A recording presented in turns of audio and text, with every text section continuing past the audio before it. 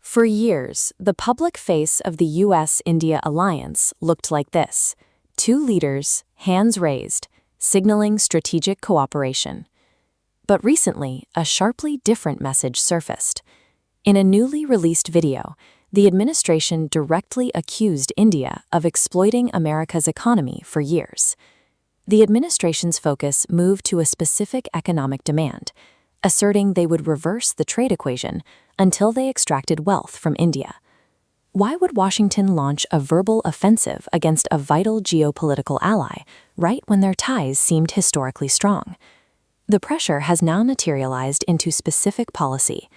The administration is actively preparing an additional 12.5% tariff on incoming goods.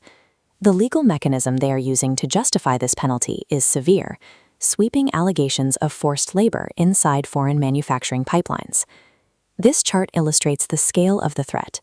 The U.S. has drafted a penalty list encompassing 54 separate nations. And right there, sitting on the initial draft of that list, is India.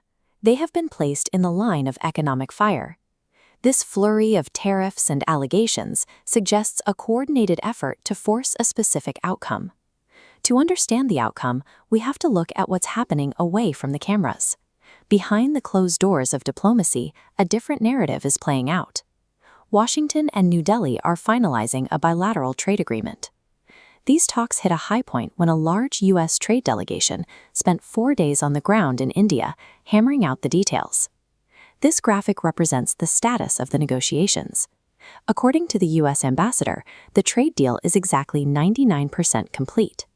That tiny remaining slice represents minor technical hurdles that are standard at the finish line, not a foundational dispute.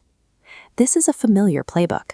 During the Iran nuclear negotiations, the same administration used identical pressure tactics at the final hour, demanding impossible additions, like insisting Iran formally agree to never buy a nuclear bomb on the open market.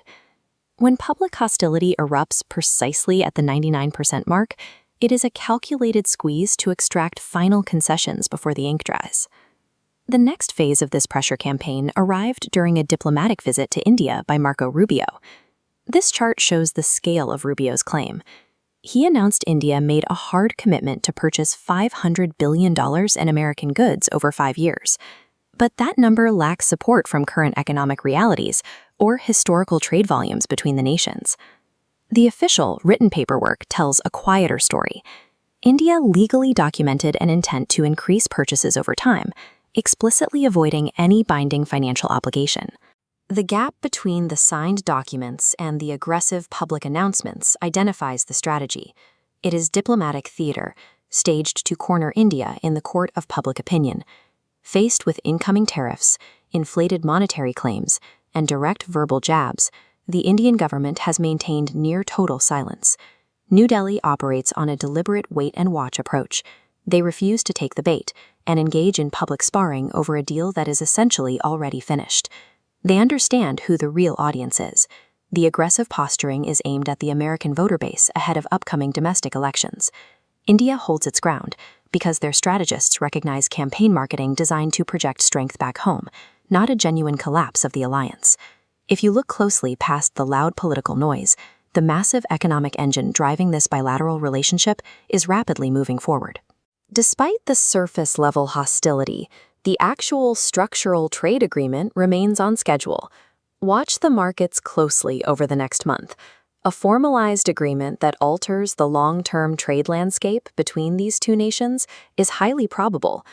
To accurately predict the next move in international trade, you have to filter out the 11th-hour diplomatic theater. Only then can you see the shifting trade flows forming quietly beneath the surface.